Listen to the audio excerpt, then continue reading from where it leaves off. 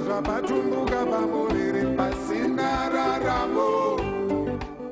biocharcoal system via which litter in twigs and leaves from the farm's vegetation is recycled and turned into manure ensures that nothing goes to waste at the farm.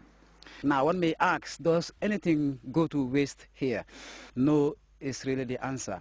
Everything on this farm is utilized and reinvested, recycled into production again, like this area reserved for the making of what they call biochar or biocharcoal is actually designed to recycle waste that is mixed with manure to be used in farming again. Okay, biogas and biochar, it's only bio, which is the same name, but it is something totally different. Yeah.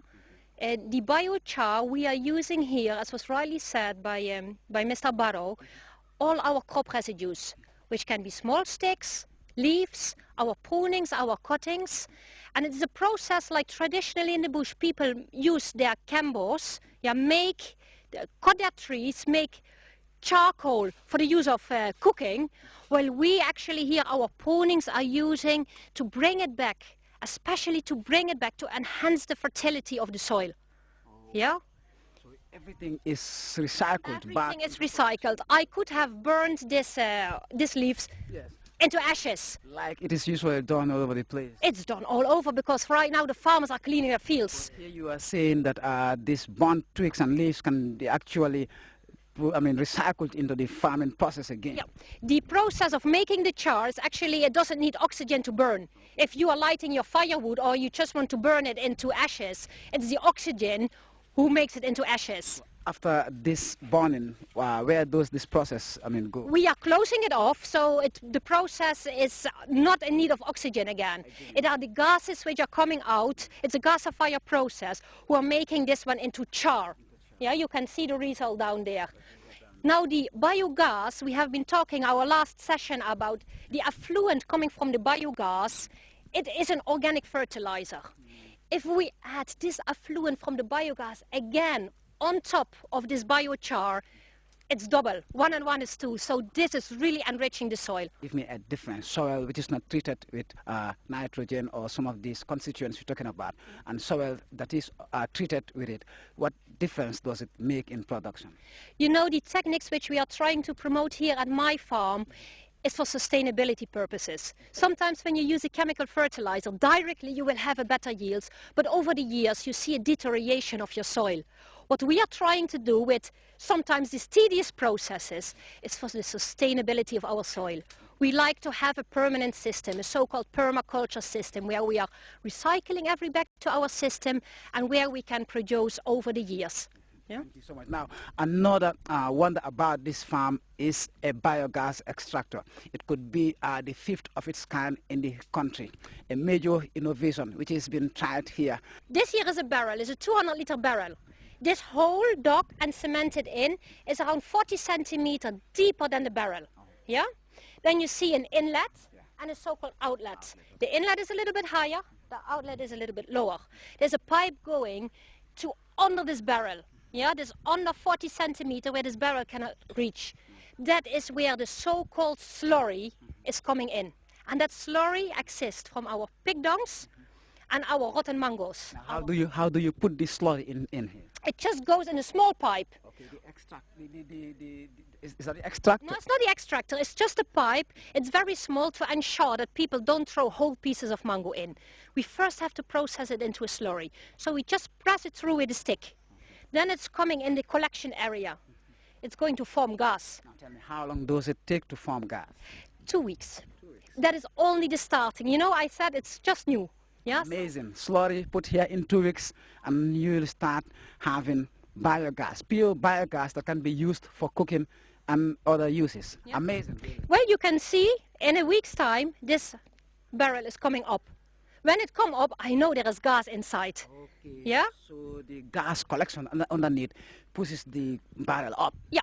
Okay. In a normal case, you know, when we have a manure, just all these rotten mangoes laying outside, that same gas will form. But where does it go? It goes into the air. It's methane gas. It's actually pollutive. So we are capturing it and we are bringing it to good use. It's going to a local cooker and on that we can cook our mango jam again. So good mangoes will be cooked on waste mangoes. And waste mangoes help to provide gas. Now tell me, there aren't much of these in the country. This one we actually seen could be the fourth or fifth. There aren't much of these in the country, yes. Yeah. Tell me, who built this one? Well, there was an old man called Bakari Jatta in Buyam, which we visited a few years ago, and he came up with this brilliant idea.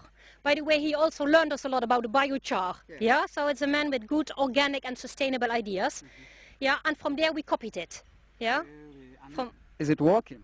Yeah, this is working well. Though this is a small system. So you can make it bigger than this? You can make it bigger than this. We first start with a demonstration. You always start small, and from there you learn.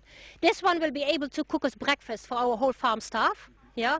If now I want to go bigger, I need to put like a 2,000-liter tank, big as the water tower there, and then I really can cook meals for our students who are coming here on a daily basis, learning and working with us.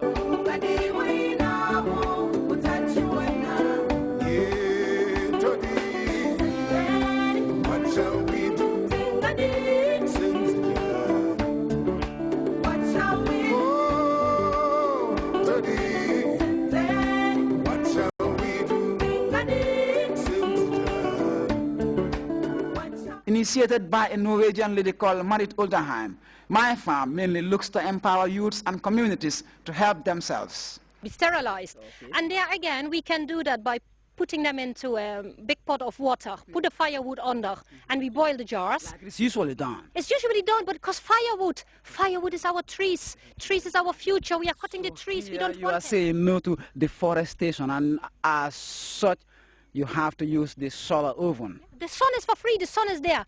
Every day it comes up, it goes down. It comes up, it goes down. So when it's there, the resources we have to capitalize on them. Now tell me about the sterilization. How long do the bottles have to stay here? Well, if the sun now is full hot, it will be around 130 to 150 degrees Celsius, depending on the intensity of the sun. And it can be there for an hour, and it's fine.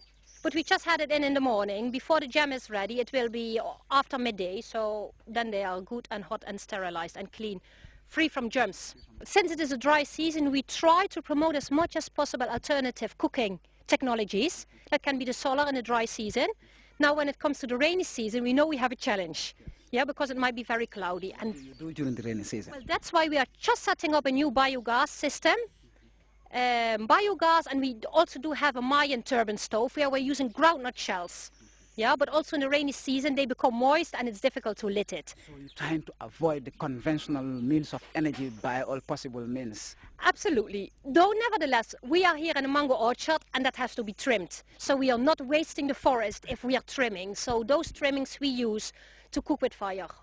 Because sometimes we have a lot of visitors, students who stay here, residential camps, or the big cooking pots for the mangoes. That is going to be a bit difficult, and the solar cookers. You still avoid firewood as much as possible? As much as possible. Tell us about the solar oven. It is designed by the Solar Association. A well-insulated box with a black inner surface that accumulates heat generated through the double glazed lid. Is this the future? I cannot be one-sided, yeah? But as what we are trying to do is to showcase a whole range of alternatives. Yeah, and what suits for me here in Nemakunko might not suit for another woman in Bassi area, for example. It's solid, a good alternative. Absolutely. And then what I even mentioned, when we're coming to Bassi, the sun is more hot. So people should capitalize more on the good use of the sun. Trainees are introduced to a wide range of techniques utilizing local products for the money market. Today, over 5 made in the Gambia products ranging from toiletries to food items appear on their shelves. These are regularly produced by young people undergoing training in various areas at the center. In 7 months, I said to a trainee at the farm is able to spearhead the production of honey and other products.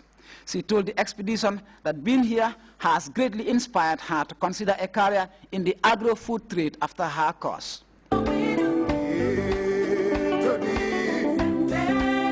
So